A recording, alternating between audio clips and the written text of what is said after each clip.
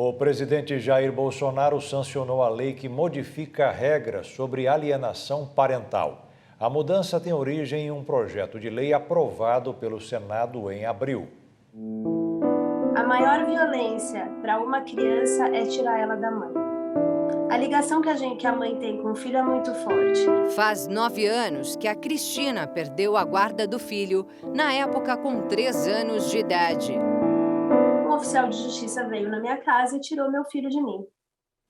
Eu não pude me despedir, eu não pude conversar com meu filho a sós, eu não pude explicar nada. Ele arrancou meu filho de mim e levou embora. A empresária, que afirma ter sofrido abuso psicológico do ex-marido enquanto casada, conta que dias antes da perda da guarda, o filho teria chegado com um machucado em casa, depois de ficar com o pai. O juiz, na época, pediu o afastamento das visitas até que se provasse o que estava acontecendo. Meu filho tinha 1 aninho.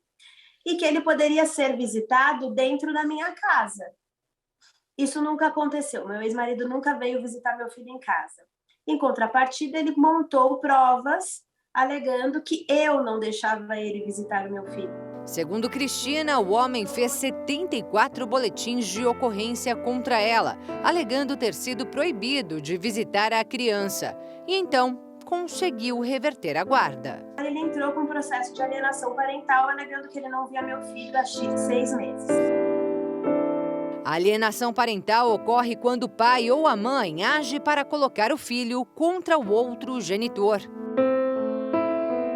A alienação parental, ela não é considerada um crime, ela é considerada um ato antijurídico, perfeito? Então, ela é considerada um ilícito, um abuso de direito. Correto? Então, ele é um ilícito civil, um abuso de direito. Lógico que em determinadas situações, por exemplo, numa alienação parental em que há uma falsa acusação de abuso, isso sim se torna um ilícito, um crime, efetivamente, né, punido dentro da legislação penal. Entre as medidas aplicadas pelo juiz em caso de alienação parental, estão a ampliação do regime de convivência familiar com o genitor alienado, a alteração da guarda para compartilhada ou até a inversão da guarda e a advertência ou multa ao alienador.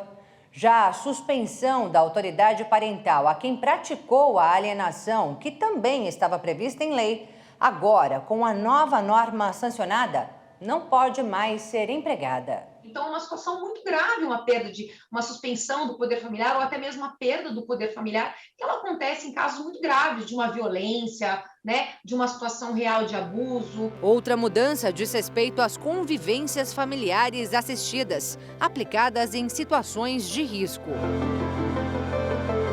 Portanto, ela determina que seja criado um ambiente para que aquela criança possa conviver, portanto, com aquele genitor eventualmente afastado, né? Também qualifica a rede de proteção, então é mais um instrumento de proteção à criança. Além disso, agora as perícias psicológicas ou biopsicossociais deverão ocorrer ao menos em 2 momentos, para um acompanhamento mais aprofundado da evolução da convivência. E os processos devem ganhar celeridade.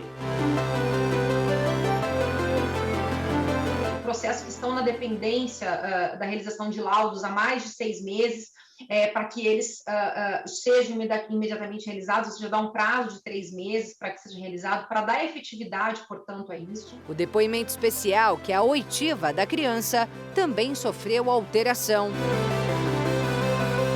Isso é importante entender. A criança vai ser ouvida através de um estudo psicossocial, de um laudo pericial ou através de um depoimento especial. Portanto, a escuta da criança, ela vai ser com base na Lei 12.318, tá? Que trata do sistema de garantias à proteção à criança. Segundo a advogada, a nova lei chega para garantir a ampla defesa de todas as partes e, acima de tudo, a proteção integral da criança.